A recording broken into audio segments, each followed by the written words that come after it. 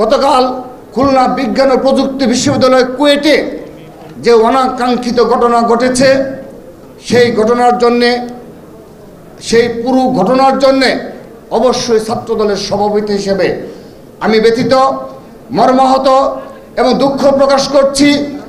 যে বা যারাই এখানে আঘাতপ্রাপ্ত হয়েছে, আহত হয়েছে, সকলের সুস্থতা কামনা করছি। এবং আমাদের একটি অগ্রগামী টিম, আমাদের ছাত্রদল কেন্দ্রীয় সংসদের সিনিয়র সহসভাপতি, সিনিয়র যুগ্ম সাধারণ সম্পাদক সহ ছাত্রদল কেন্দ্রীয় সংসদের একটি টিম ইতিমধ্যে খুলনায় অবস্থান করছে এবং তাদের চিকিৎসার খোঁজখবর নেওয়ার জন্য সচেষ্ট রয়েছে।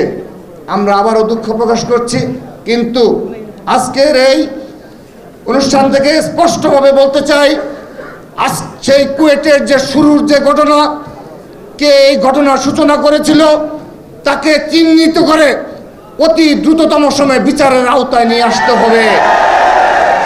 গতকাল মধ্যরাত থেকে একটি ভিডিওর মাধ্যমে স্পষ্ট হয়েছে কত বড় ষড়যন্ত্র হচ্ছে, কত বড় ষড়যন্ত্রের মাধ্যমে ছাত্রদলের সাংগঠনিক কার্যক্রমকে প্রশ্নবিদ্ধ করার জন্য একটি মহল লিপ্ত রয়েছে। আমরা বিগত সময়ে বারবার এই বাংলাদেশে গুপ্ত রাজনীতির অবসান চেয়েছি। ঢাকা বিশ্ববিদ্যালয়ে প্রশাসনের সাথে যতবার ছাত্রদলের মিটিং হয়েছে, ততবারই ছাত্রদল গুপ্ত রাজনীতির বিরুদ্ধে বারবার অবস্থান ব্যক্ত করেছে। জড়িত থাকুক, তাদেরকে বিচারের আওতায় নিয়ে আসতে হবে। এই দেশে আর মব কালচার থাকা চলবে না। যখন ইচ্ছে হবে আক্রমণ করা হবে, সেই কালচার আমরা আর মানব না। রাজু ভাস্কর্য আন্দোলনের ডাক দেয়, বিনা কারণে রাত 10টার পরে, রাত 11টার পরে বিনা কারণে সোশ্যাল মিডিয়ায় স্ট্যাটাস দিয়ে জেনারেল স্টুডেন্টদের বিভ্রান্ত করার মাধ্যমে তার নিজ আন্ডারগ্রাউন্ড সংগঠনের নেতাকর্মীদের রাজনীতি অবস্থান নেয়। পরবর্তীতে দেখা গেল ছাত্র শিবির কমিটিতে তাকে গুরুত্বপূর্ণ পদে রাখা হয়েছে। আমরা এগুলো বোঝার সক্ষমতা আমাদের রয়েছে। বাংলাদেশের ছাত্র সমাজকে বোকা ভেবে যারা বারবার ধোঁকা দেওয়ার চেষ্টা করে, আমি বিশ্বাস করি ঢাকা বিশ্ববিদ্যালয়ের সহ সবচেয়ে মেধাবীরা এই গুপ্ত সংগঠনের এই অপকর্ম সম্পর্কে তারা সজাগ রয়েছে।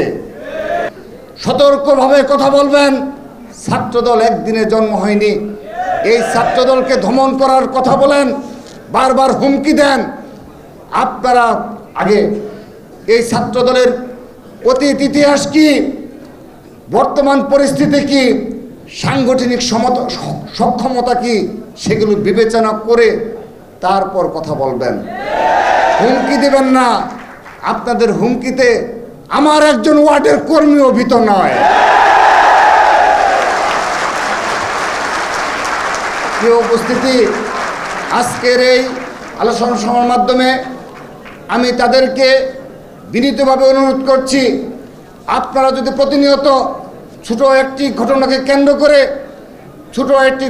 কেন্দ্র করে বারবার ছাত্রদলকে এভাবে হুমকি দেন এবং জুলাই আগস্ট আন্দোলনে আমাদের ছাত্র সংগঠনের মাঝে যেটি বৃহৎ ঐক্য গড়ে উঠেছে, সেই ঐক্যকে বিনষ্ট করার জন্য ষড়যন্ত্রে লিপ্ত হন, তাহলে আমরা ধরে নেব আপনারা সত্যিকার অর্থে এই ফ্যাসিস্ট আওয়ামী লীগের পুনর্বাসনের প্রক্রিয়া আপনারা শুরু করছেন।